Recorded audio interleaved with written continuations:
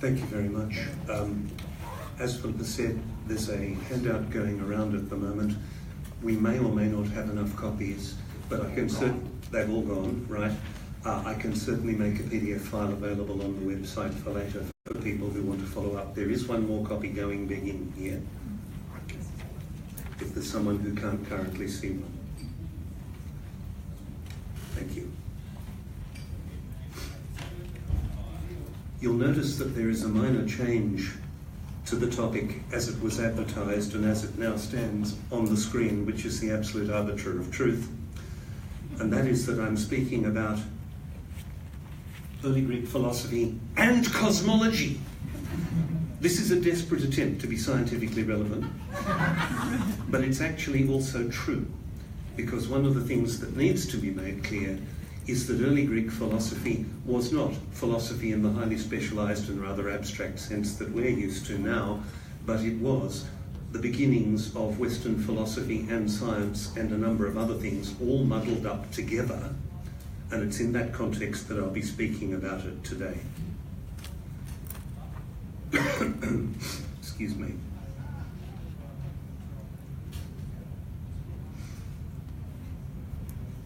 In the 6th and 7th centuries BC, an extraordinary intellectual revolution took place in what we would now call the Greek islands, the islands off the coast of Greece and Turkey, which has been called, among other things, the Greek Enlightenment.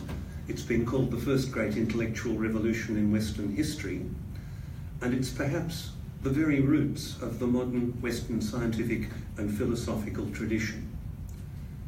The Greeks in the ancient world had taken for granted for centuries the idea that the world essentially ran as if it was a great patriarchal family run by Zeus, but with everyone else squabbling for influence and tugging at daddy's sleeve to see if they could get something done. The world was like that. The world was complicated. It was run by authorities who were immensely powerful, though probably not technically all powerful.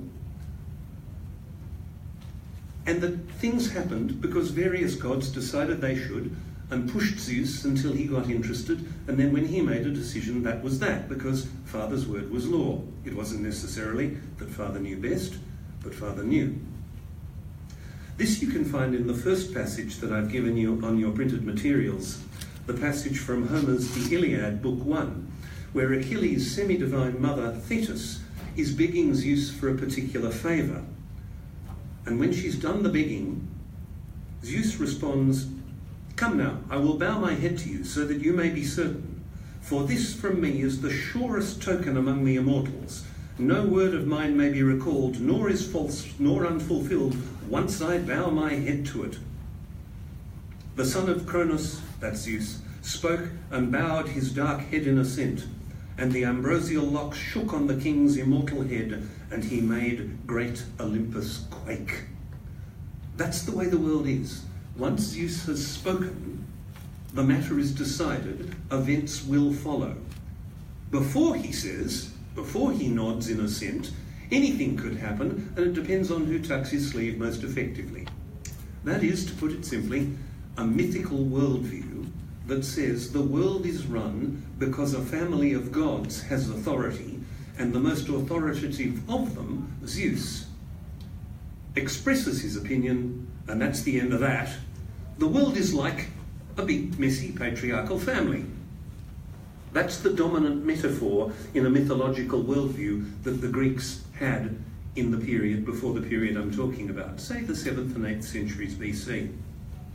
But in the 7th and 6th century BC, a massive intellectual revolution took place, which has rightly been seen as the roots of most of the Western intellectual tradition. And the revolution, the revolution that took place shifted a whole set of ways of thinking about why the world works the way it does, that allowed for the development of philosophy, that allowed for the development of science, and that allowed a shift away from what we see as a mythological worldview. What I'm going to be showing you, however, is that we make a fundamental mistake if we view that revolution, that intellectual revolution, through the lens that the great majority of scholarship has viewed it through, as being like the European Enlightenment, where there was a concentrated revolt by Western intellectuals against the dominant Catholic tradition, a revolt away from religion in favour of secular philosophy and science. Even the fact that this earlier period I've been talking about, the early Greek revolution, has been described as the Greek Enlightenment, tells you that people are seeing it through the lens of the later European Enlightenment and all of the historical circumstances that made that Enlightenment what it was. In brief, most scholars of philosophy and of the history of philosophy argue that there is a long-term struggle between philosophy and science on the one hand and religion on the other, and we should expect that. And it's what happened with the Greeks, and it's what happened in our own recent intellectual history, and everyone knows about it because of Darwin, which is the paradigmatic case. It certainly is the paradigmatic case for a lot of people. But what I want to show you is it's not the only way that things can happen, and it is certainly not the way it happened in the ancient world, because what I hope to be able to show you in some detail is that 3 particular case studies of particular Greek intellectuals shows them being critical of certain features of their inherited religious worldview, but not throwing it out. The baby does not go with the bathwater. And in fact, intellectuals in the ancient world, by and large, took it for granted that religion, science, and philosophy could quite happily coexist, provided each of them gave a bit along the way. Popular religion would have to learn a bit from philosophy and science, but philosophy and science were not atheistic. And let me say this at the beginning, and I'll emphasize it again at the end. There was no major school of ancient philosophy that was atheistic. There was no ancient equivalent of Richard Dawkins.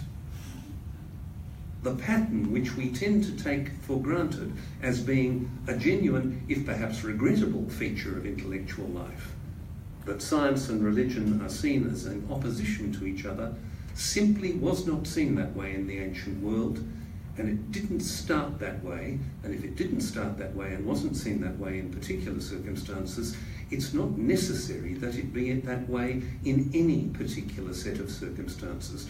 In other words, we ought not to presume that the way things have been for the last century and a half to 200 years is necessarily the norm through which other periods should be judged. Okay.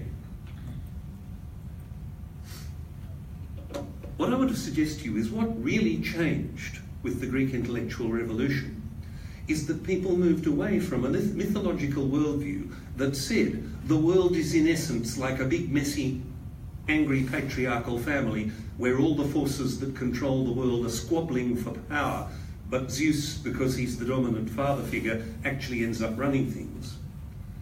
The ancient thinkers began choosing different kinds of metaphors instead.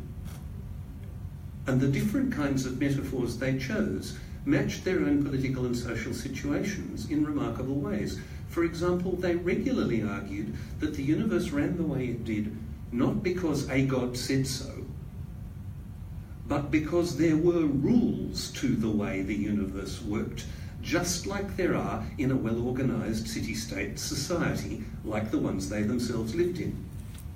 Those were not absolute monarchies with patriarchal monarchs laying down the law. Those were societies which made their own rules and enforced their own rules. And it seems that one of the major changes that took place was that these thinkers took it for granted and began to seriously argue as well that there were laws of nature, and that phrase comes so easily to us, just the way there were laws of your own city. In other words, the universe was a well-governed political system, or at least like one. They also chose other sorts of metaphors. They chose metaphors from what they'd begun to know about biology and embryology, and argued that the universe grew and developed like an organism. Now, what they're doing in each case is drawing in metaphors from other fields of human knowledge and applying them to what they understand about cosmology. We do all this all the time. In the early modern period, people regularly argued that the universe was like an enormous complex clockwork machine. Why? Because an enormous complex clockwork machine was the most complicated thing we could think of and made a good model for the universe. More recently, many scholars have argued that the universe is like an enormous complex cosmic organism, which is more complex than a clockwork machine. And most recently, because we've discovered that computers are terribly clever, some of us have even begun to argue that the universe might function like a computer. Funny it is, isn't it, that the universe always runs the way the most complicated thing we've thought of recently runs. We draw in metaphors from different fields of study by which to understand what we are struggling to understand. So there was a paradigm shift away from one dominant mythological paradigm towards a new set of paradigms which fitted the social context in which the Greek intellectuals were living considerably better. Now, I want to illustrate this with 3 case studies of 3 people you may not have heard of before, though some of you will have heard of some of them, from the 6th and 5th centuries before Christ, and show in detail that though they held views that might well have been thought to lead to a sceptical and anti-religious mindset, and in fact it has been argued for all of them that that was the case, that it turns out not to be correct. The 3 case studies I'm going to be dealing with you are, first of all, Xenophanes of Colophon, secondly, Heraclitus of Ephesus, the one that's most likely to have been heard of, I suspect, or possibly the one you may have heard of is Democritus of Abdera, and I'll tell you why I've chosen those 3 particular case studies, and then we'll look at them quickly in each case and go from there. The reason I've chosen these particular 3 is that in particular ways, each of them has been understood as being a critic of ancient religion for the sake of the new intellectualism of the Greek rationalists. And I think in each case, that is demonstrably not the case. In each case, what they are in fact doing is creatively engaging with the religious tradition of their own time, rather than dismissing it out of hand and replacing it with something more rational or more scientific. They're doing something considerably more sophisticated. I've chosen Xenophanes of Colophon, and he's the second major heading on page 1 of your handout, because with Xenophanes, the critique of popular religion in the Greek world first becomes explicit. Xenophanes is commented on as having said, and I quote, "Homer and Hesiod, the great writers of mythology in the ancient world, have attributed to the gods everything that men find shameful and reprehensible, stealing, adultery, and deceiving one another. In other words, as far as Xenophanes is concerned, the myths have got to be wrong because proper gods wouldn't be bad role models for your children like that. The gods cannot be the way the myths represent them. That is clearly false, because gods ought to be worth calling gods rather than being stealing, adulterous, and deceptive." But he took this argument further and argued that the problem was actually that we understood gods anthropomorphically. Xenophanes is actually the first ancient thinker to clearly formulate the argument that man makes gods in his own image, not the other way round. Have a look at the 3 or 4 fragments that are here, which I think are very plausibly reconstructed into a developing argument. Mortals think, brackets falsely, that the gods are born, wear their own clothes, have voices and bodies. Mortals think such things, Xenophanes says. In one passage he's quoted as saying. In another, he takes this argument further and pushes it across cultures. Ethiopians say, he says, that their gods are flat-nosed and black, and Thracians that theirs have blue eyes and red hair. Now, clearly, the implication is there. Who says any of them is right? They're just making gods that look like themselves. But Xenophanes is actually quite a good satirist and takes it the next stage. Quote, "And if cows or horses or lions had hands, or could draw with their hands and make things as men can, horses would have drawn horse-like gods, cows, cow-like gods, and each species would have made the gods' bodies just like their own, because that's what people do, is what Xenophanes is saying. But Xenophanes did not take the step that he is often thought to have taken, of drawing the sceptical conclusion that there are no gods at all, or at least not even remotely like people think they are. No. Xenophanes was very clear that there was at least one ultimate God, next quote, one God greatest amongst gods and men, in no way similar to mortal men in body or in thought. And that, if you like, sums up and takes to completeness the earlier argument. There is an ultimate God, actually, but he's not like people. He is non-anthropomorphic, and in another quote, complete he sees, complete he thinks, complete he hears. He's omniscient, it would appear to be what Xenophanes is saying. Not only that, he doesn't come and go. He doesn't pop in for a visit the way Zeus regularly did, usually in search for a girlfriend. But to quote the next short passage quoted from Xenophanes, he remains forever in the same place, entirely motionless, nor is it proper for him to move from one place to another, but effortlessly he shakes all things by thinking with his mind. Now that, says Xenophanes, that's a proper understanding of a God. He doesn't have to pop in and out, he doesn't come and go, he just thinks, and it happens.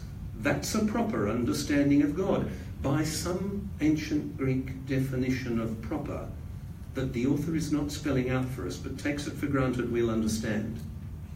Any reasonable God would be like that. Furthermore, Xenophanes is quoted as arguing that there is no one of the gods in single command over them. Zeus is not running the show. For it would be impious for any of the gods to be mastered, and not one of the gods needs any of the other gods or anything else. But notice what he's not doing. He's not saying the whole concept of gods is ridiculous, pre-scientific, and not to be taken seriously. He's saying in creative engagement with his own theological tradition, there are proper ways and improper ways of thinking about God, and if you think carefully, you'll come to my conclusions that gods are a particular way. Unlike humans, they are not simply anthropomorphic, but there are certain things that are appropriate for a god and certain things that are not appropriate, and here's the list. Now, we know that Xenophanes was an interesting thinker who made, as far as anyone can tell, for the first time in Western intellectual history, the clear distinction between logically necessary truths, empirically discovered truths, and absolute truth. And if you have a look, there's a passage rather beautifully and poetically translated by Karl Popper, which is another brief quote from Xenophanes, where it is said that he commented that, quote, "But for the certain truth, no man has known it, nor will he know it, neither of the gods, nor yet of all the things of which I speak. And even if by chance he were to utter the perfect truth, he would himself not know it, for all is but a woven web of guesses. Knowledge is hypothetical." In other words, this man is perfectly happy. Thank you. This man is perfectly happy to distinguish between plausible opinion, necessary logical truth, and things that we think and which we hope are right, but which may not be right. And we've got to be aware of the hypothetical level of all human knowledge. But apart from that, he still thinks one of the things that's highly likely is not only that there is one ultimate God, but there are multiple gods. I've given you a long quote, a couple of paragraphs from one of his poems where he gives advice about how to run a proper drinking party. Greeks write lots of this. And one of the things he says ends up with the comment at the bottom, last 4 lines of the passage. "In no way is it good to relate the fights of titans and giants, nor of centaurs, the fictions of men aforetime, or their violent factional struggles, in which there is nothing that is wholesome." That sort of mythological nonsense is awful. But it is good always to have regard for the gods, brackets, the real ones, the ones that actually do matter.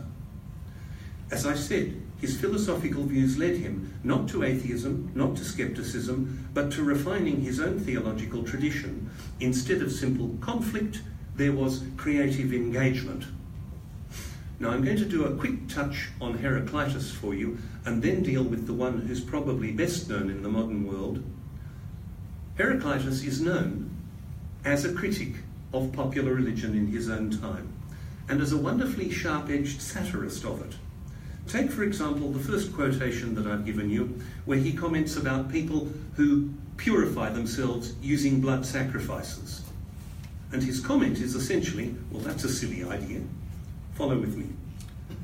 They vainly purify themselves with blood when they are defiled with it, which is like someone who stepped into mud, using mud to wash himself.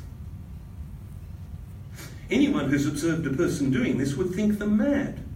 And in their ignorance of the true nature of gods and heroes, they pray to these statues, which is like chatting to a house. He's saying clearly, people do not understand the true nature of purification. People do not understand the true nature of the gods. They get it all wrong, and it's silly. In fact, it's laughably silly. You might as well wash with mud as purify yourself with a blood sacrifice. Blood is the problem, not the solution. Or is it actually that it's both, and isn't that odd? And as for praying to a statue, you might as well talk to a house, as opposed to the people who live in it. There are several other passages which make similar points, that Heraclitus was a critic of various features of popular religion in his own time. But if you look at the top of my screen, as opposed to the printout you have, if you look at the third bottom on page 2, you'll see him comment, "The one and only wise thing is and is not willing to be called by the name of Zeus."